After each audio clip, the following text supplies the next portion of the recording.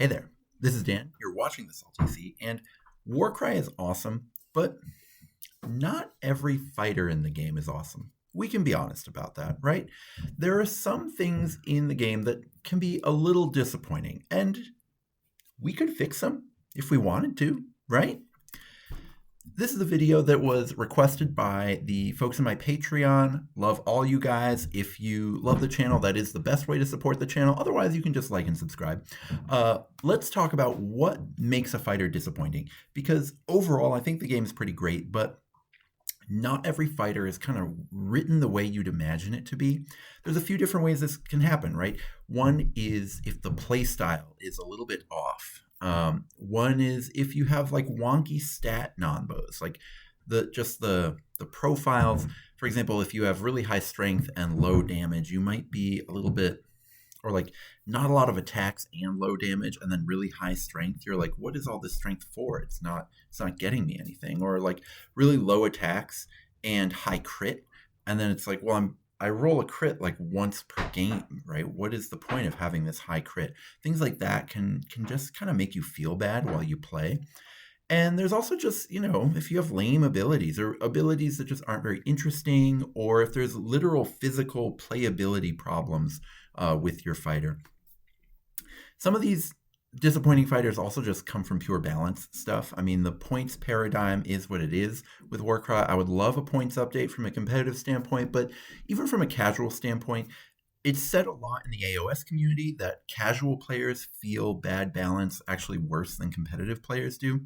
Competitive players are always going to get to a point where there's a couple best things, and some things have some soft counters against other things sometimes, and or they just solve it where there's only one thing that's good, and it becomes a mirror match essentially. I don't think we're there yet, and so there's still plenty for competitive players. But when you are playing casually and you're just like, here's some stuff I like, and someone else is like, well, here's some stuff I like, poor balance can be a real problem there. Also, anytime you pay points for a really bad ability, that leads to some real feel bads. And there's definitely some of that in here. So let's go straight to the king of the disappointing fighters, the Centaurian Marshal. I've aggressively spelled it wrong here. That's okay. So basically everything that can go wrong with a fighter has gone wrong with the Centaurian Marshal, and he's extremely unsatisfying to play. Let's first just talk about the profile itself. There's really rough statistical just non-bows here. So first, the classic issue where he's paying for two weak attack profiles, and it's not even one is ranged and one is melee. That usually makes a fighter less points efficient, but it can be much more forgivable because, at least they do very different things. Instead, he's got a 1-inch reach and a 3-inch reach attack. One of them is 3-5-3-6. The other is 3-6-2-5. Having the higher strength attack do less regular damage is just so frustrating when you play it. If you care about the math, the club is better against everything except for toughness 6, and then they average out the same. But the math is just like, why make people do that math? It's very annoying, right? The also issue, just from like a pure flavor standpoint, you've got a spear in one hand, a club in the other hand. Why would you just go, okay, I'm only attacking with the club, and then this time I did a spearing thing and then said club. Either way, only hitting you with the club or only attacking you with the spear, it doesn't make any sense, right? You would stab and hit and stab and hit. It just doesn't make any sense to play with. It's just dissatisfying. It's not fun. I mean, usually when you're playing Warcry, you're having fun, but it's not satisfying. It also has another non-bow where it's very fast, which is great, right? If you played on a totally flat disc, that'd be fun. But it's got the Mount Rune mark, okay, and a huge base, a massive base. I don't have anything to hand with a base that big, but basically this Achillean King is on, I think, a 60 mil, and the Centaurian is 20 millimeters bigger, so it's even bigger than that. It is so hard to maneuver the Centurion Marshal on any board that has even just a reasonable amount of terrain. You are just in so much trouble with this guy. So there's all of that. And the funny thing about the speed is that his body, the model looks amazing, but like his body is clearly too big for his legs. He should not be 10-inch move. He should probably be 6-inch move, maybe even 4. I don't know. He should not be fast, right? Because he look at his tiny spindly legs. He would never be able to hold that body regardless. His abilities are also kind of mix and match, right? The net is great. Nets are a lot less exciting on a 295 body than they are on, say, a 50-point body, but that's okay. The Cav impact ability, the triple, where if he runs into someone, they take a little bit of damage. That's kind of always a pretty medium ability. It's much better on actually cheaper Cav, where you're not paying so much for the exact same effect. In general, in Warcry, abilities are kind of at a similar rate no matter what fighter is holding them, which is not 100% appropriate to how the game should be, right? Like, if you are a really big fighter who costs a lot of points, you have more room to have really good abilities than a little fighter should be, which is why, for example, a 50-point netter is so much better than a 295-point netter. The quad is kind of wild. It's where you stab him with the spear, and if you roll a crit, you get a free attack with the club. Kind of cool, but with only 3 dice, you just don't crit very often, and so it's pretty bad. It's a lot worse than every other quad, and so it's just like every single thing that could go wrong with the Centaur has gone wrong, so we can fix it. All right, so the first thing on the profile, right? We're leaning pretty heavily on the Lord of Afflictions profile here because there aren't that many supermassive cavalry profiles. And so you kind of have to pick and choose, right? You can essentially, a lot of them are pretty unsatisfying. One of the few ones that can be pretty fun is this guy, but he's pretty different than the Marshal in terms of his style. And so with the Marshal, I went with the same attack profile that the Lord of Afflictions has. Similar, I think the same sort of health profile in terms of toughness 5, 35 health. All of that's going to be kind of standard. I actually slowed him down. Again, the legs clearly can't hold the body, right? So having 10-inch move is silly. So I went to 8-inch move, which actually kind of leans into how hard the base is to actually play with, the physical limitations of it all. But we have a triple to fix it. The idea here is a Centaur has hands. So it's not like a Centaur should never be able to climb, but they wouldn't be very good at it, right? They'd have to like dig deep. And so that's why it's on a triple. So I changed the triple that is just a regular charge ability. Because he's so expensive, we can add a little bit more there and it's not going to feel off in game. Again, the fact that abilities are just like flatly effective is just so weird to me. Anyway, so until the end of this fighter's activation, this fighter can climb as if it did not have the Mount Rune Mark. In addition, the next time the fighter finishes the move action within 1 inch of an enemy fighter, pick a visible enemy fighter within 1 inch of this fighter, allocate a number of damage points to that fighter equal to the value of this ability. So it's the regular charge, but with a clause that you can climb. I think that this totally fixes kind of the mobility problem with the Marshal. Now, 8-inch move, the base is so huge that it'll only get the back of your base 4 inches in front of where the front of your base was. But that's okay, right? That's still enough to climb over like a little fence, even like bits of, this big piece of terrain, something like that. So you can do kind of a lot with that.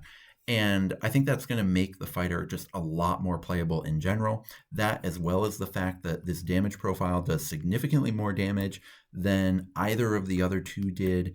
And it has the 2-inch range to kind of, we're splitting the difference between the club and the spear. Sure, the spear looks like it could reach a little farther. The club, honestly, it does look like it could reach 2 inches. It's a pretty big club. So the whole kit and caboodle is going 2-inch reach. And that's going to feel pretty normal. And by the way, with how big the base is, if you park it in an area, you are reaching a lot of that area. It's a pretty big deal. Um, the last thing, the quad has to go. The quad is just very silly on the old one. The new one, big nods to the original. I wrote here that it's much easier to trigger. It's a little bit easier to trigger, but that little bit, you're going to feel it sometimes. The ceiling isn't quite as absurd, but you get a lot of creative applications that I do think make this significantly better overall and just much more playable. This fighter can make a bonus attack action. In addition, if that bonus attack action scores any critical hits, this fighter can make a bonus move action up to the value of this ability. Then the target fighter moves 6 inches directly towards the fighter as if they were jumping, even if they were within 1 inch of enemy fighter. So what you do is you stab them with the spear, and then just like with the original quad where you're like dragging, hit them with the club, this time you don't hit them with the club, but you stab them, and then you just drag them across the field, just like in a Western when you're tying someone to the back of a horse and dragging them down the road or whatever. You see it in old Westerns. That's basically the flavor of what you're doing here. I'm pretty excited about it. I think that this has a lot of kind of applications in game where you could like drag someone off an objective but actually like get yourself onto a different objective where they aren't there, stuff like that. Or just drag someone out of the range. Like if it's you against another huge fighter, you could drag someone out of the range of a chaff they were going to kill, something like that. Lots of ways this guy can be incredibly effective. I think that all of this makes him much more playable. He's still not going to be... This would unfortunately make him competitively viable for a 295 point model. If it's completely unplayable competitively, it's not really doing its job. But this won't make it competitively the best, right? I think you would still use Varen guards over this most of the time because Varen guards are going to be significantly better at clearing chaff in one hit, which is just like a very important thing competitively. But this guy would have a place. He'd be very interesting. And more importantly, in your casual games, you could actually play him effectively with that huge base. And you could get some pretty epic moments with the quad. And that's the important thing. And I think would make him extremely sweet. Now let's get to a more subtle, a smaller piece of disappointments and chaos. I'm going to go through every Grand Alliance, by the way. And that's the Chaos Warrior equivalents. Not specifically Chaos Warriors, but a lot of the not Chaos Warriors that are in Chaos. So the Twin Souls are an example. The Proven is an example. The Blood Warrior with Gore Axes is an example. Well, all the Blood Warriors really are examples. They have a lot of issues in game. So the main thing that's a problem with them is that a lot of the big stuff in the game takes them out in one hit, and you don't actually get a big benefit for running these 110 to 130, sometimes even 140 point models.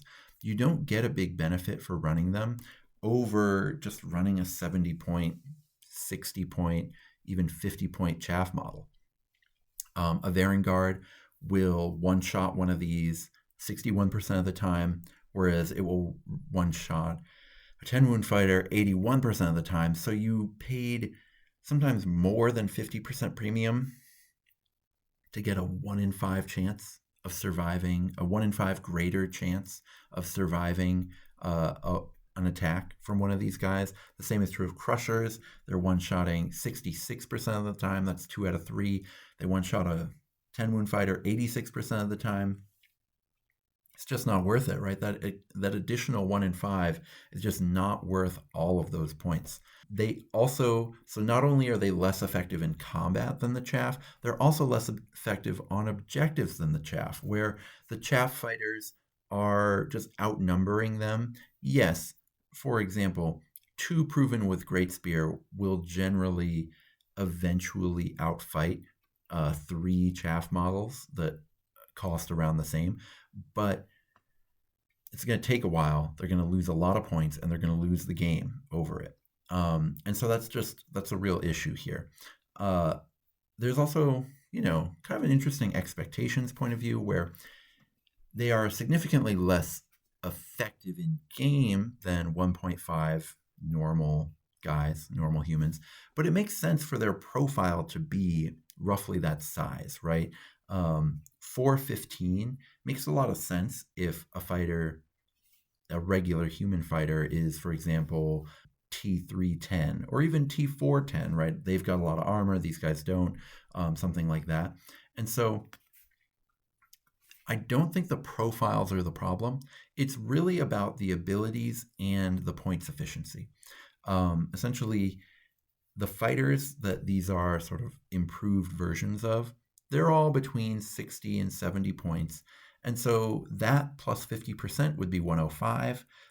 That's essentially what these should cost at baseline, right? So I think most of this is fixable with points.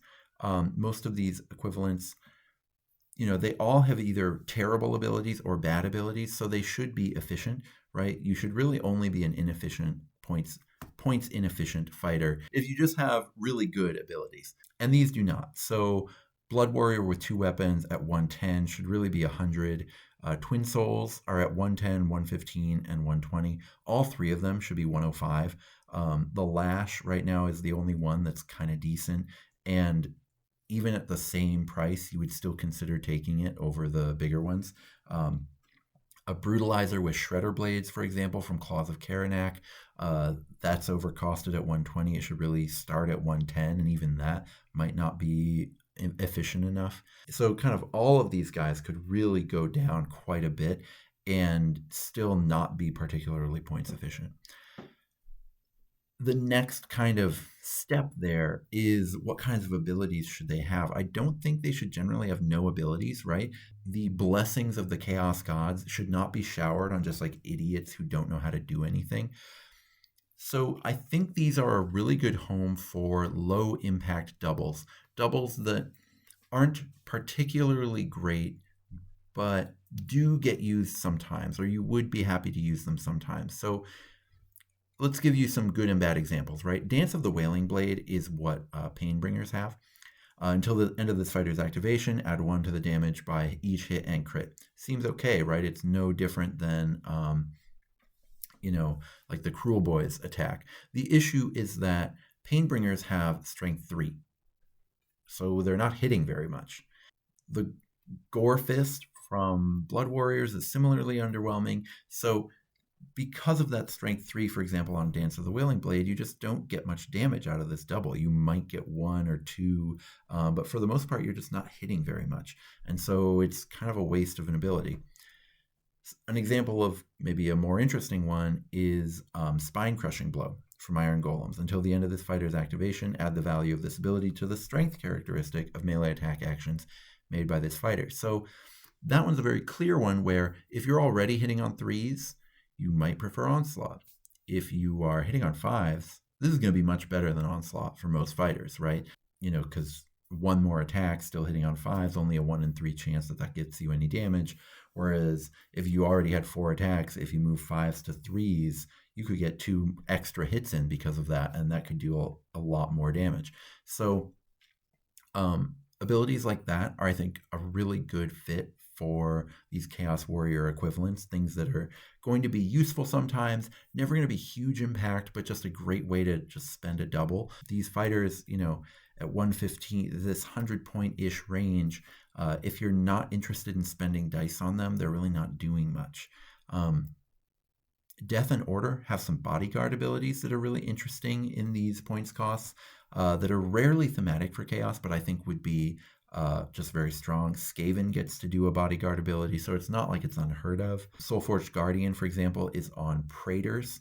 Praetors are not efficient enough to really play. They're not playable in Thunderstrike, but they're really sweet. A fighter can use this ability only if they are within 3 inches of a visible friendly fighter with the hero rune mark. Remove a number of damage points allocated to that fighter up to the value of this ability, then allocate D3 to this fighter. So essentially, you take some damage but heal the opponent, heal your friend, and you heal them for more than what you take, which is great. And it's very similar to AOS, where like you bodyguard them, but you have a ward, so you kind of bodyguard onto the guys with a ward, stuff like that. I think AOS people hate that ability, but in Warcry, it's essentially unplayable because Praetors are unplayable. But it's a great fit for these types of fighters who could be kind of, again, certainly not in Khorne, but in other factions could be like the sworn, protectors of, well, maybe in Khorne it's like, Khorne cares not where the blood flows, but I'm getting, so Khorne cares not, right? So why would you take a hit for someone else? Because as long as blood is flowing. But there are other factions in Chaos where you could do something like this. There's a lot of interesting low impact doubles. The recent Yadrillan Riverblades, right, have the rush where along with the rush you just get to get 2 free damage in at random stuff, right? That would be a great low impact double to have on a Chaos Warrior equivalent, stuff like that. I think that would be the real fix to them, is giving them doubles that are actually worth playing as opposed to Dance of the Wailing Blade, which is just painful to look at. Now let's get through the Grand Alliances. Nighthaunt is a disappointment. The whole faction, I would say this is like the one big disappointment in Death. Nighthaunt just doesn't get to do the playstyle they're supposed to do. All the abilities and profiles suggest that they have this kind of mobile anvil playstyle. They can be anywhere on the board they want and then be just like very annoying to get rid of as they do that. The problem is they're just not durable enough to pull this off, especially with the very necessary nerf to resurrections. And that's an issue where if you chopped the points of Nighthaunt way down, you would just make it way too easy to outscore forever. Soulblight Gravelords is a real problem where they're not one of the strongest factions in the meta, but they're just like barely a notch below, and they are incredibly unfun to play against because like outnumbering someone and bringing things back is just like a really stupid play style that's incredibly unengaging to be a part of in a game. And so that's not what we want to do with Nighthaunt. The Nighthaunt leaders are already used as allies. If they were even cheaper, that'd be worse. Having fast Soulblight Gravelords, or like, well, Soulblight Gravelords are already really fast, but having like fast flying Soulblight Gravelords would just not be a positive change to the game. So we really need to think about more productive things or more interesting things to do with Nighthaunt. I don't think resurrections belong in Warcry at all. But if we are going to have them, we can't just compound them over and over. One thing that we can do is increase wounds, because if something gets killed and then it gets resurrected to like 1 or 2 or 3 wounds because of the Nighthaunt ability, having a higher wounds total at the beginning doesn't stack with that, right? They don't have to cut through the wounds all over again. The same is not true with toughness or with damage, because with damage, at the end of a round, you resurrect something. At the beginning of the next round, you win initiative, you get to hit, you stacked the damage with the resurrection, right? Same with toughness. You resurrect something, and now they have to grind through the toughness. They might whiff, or if you like resurrect on 3, they might only deal 2 damage, and then it's still alive. It's just a nightmare if you actually give them their toughness 5, which a lot of people wanted them to have, but I think GW rightly just kind of realized was not the best way to do it, given what they were doing with the faction as a whole. So I think the way to fix them, the only thing you'd really want to change the points on is chain rasps. I would put them from 85 to 80. The model's really dinky. It's supposed to be low wounds. It's so tiny, but it only barely fits the playstyle anyway. The main thing I would do is keep all the points the same, but every 10 wound ghost, I would make 12 wounds.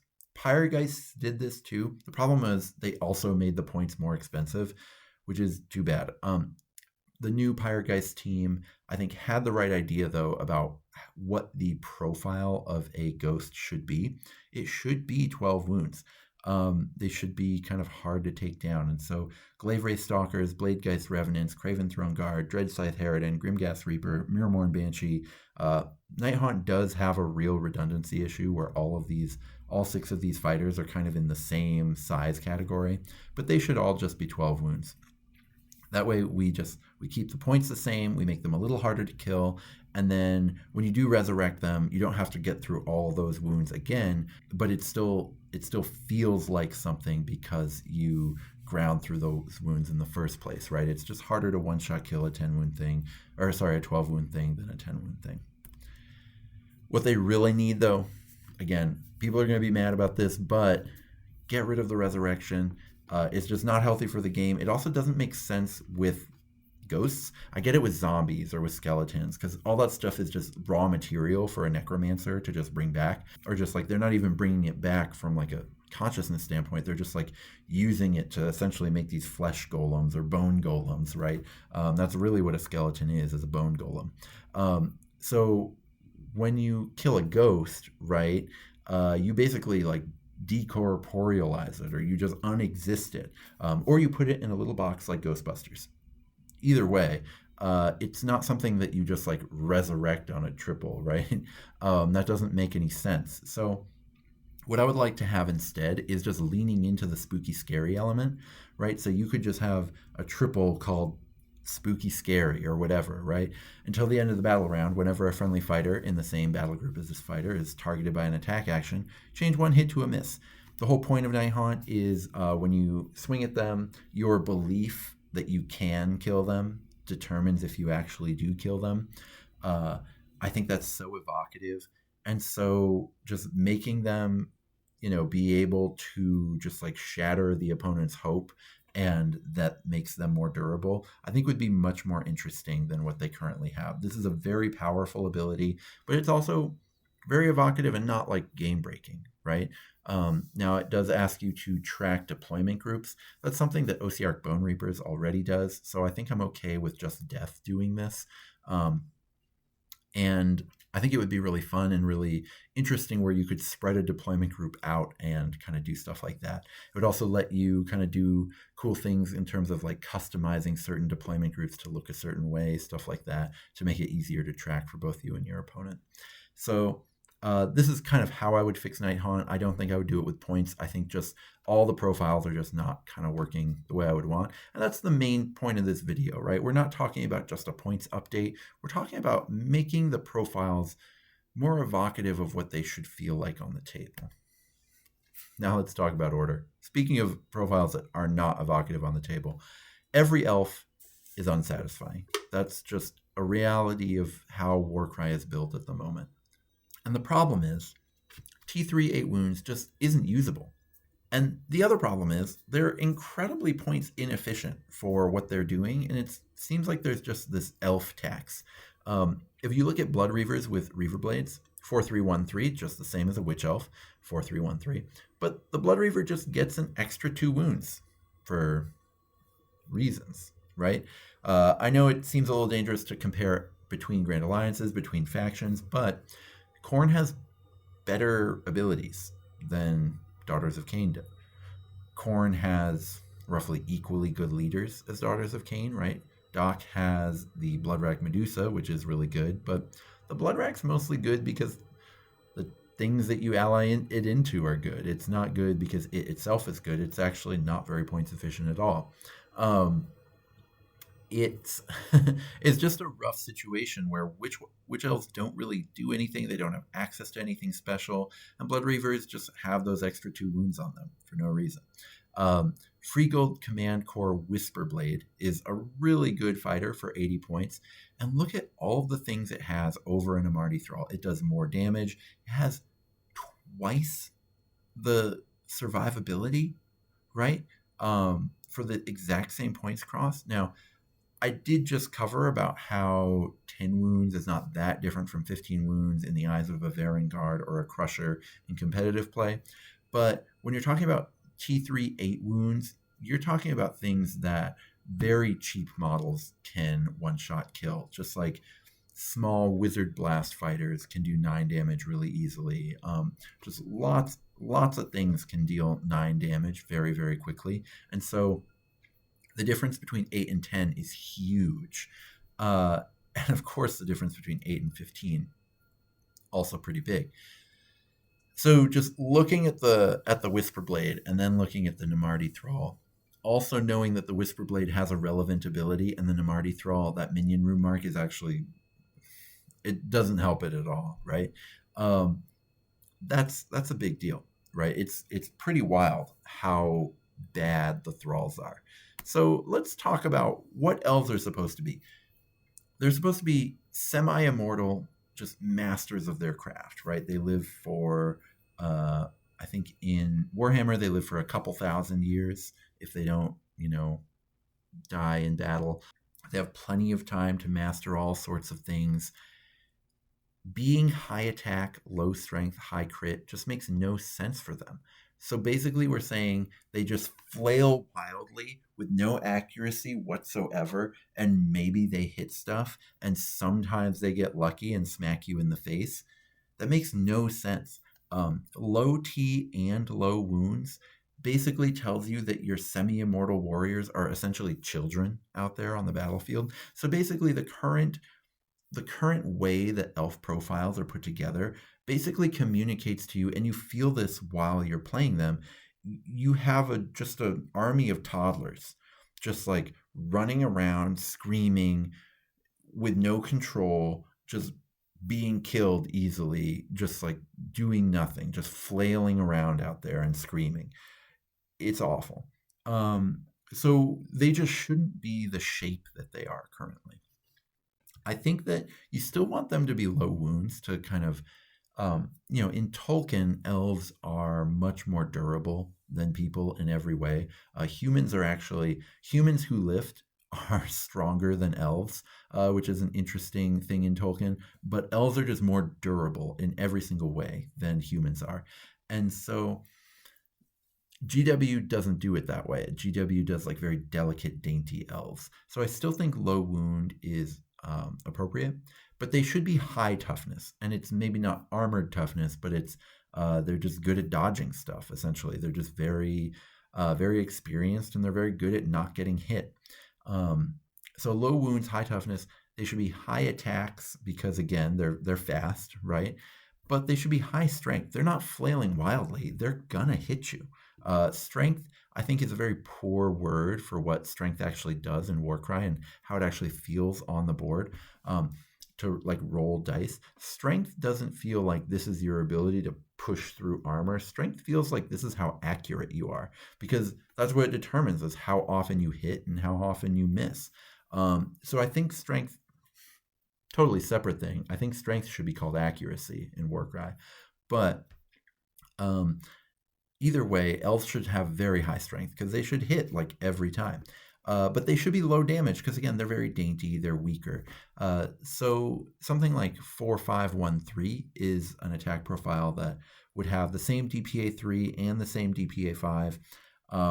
It would deal more damage to toughness 4, but less to toughness 6. Kind of interesting. And then, so we'll say that that's like roughly the same as what it is otherwise, but then you've got the one more toughness. So, it should be a little bit more expensive in 85 points, but I think this would be a much more compelling profile, and a profile that would be much more fun to run, even though, 8 wounds is still going to have real drawbacks in competitive play, but the toughness 5 is just going to make it much more fun to actually use, and it's going to feel much more like what an elf should feel like. Just because strength and toughness are called strength and toughness, that's not what they feel like on the board at all when you're playing Warcry, and so we shouldn't be tied to that. We should be tied to making the elves feel evocative. So I would love to see that kind of approach taken to elves. I think that currently the profiles are just not compelling at all. Another route you could take to fixing elves is to keep them with completely unplayable profiles, but just juice the power of the abilities to the absolute limit, to be like, listen, elves are just weak and useless toddlers on the board, but they're so smart because they've been around forever, and all of them have an incredible ability. Like, Sisters of Slaughter, sure, like they're completely unplayable, but if you use a double,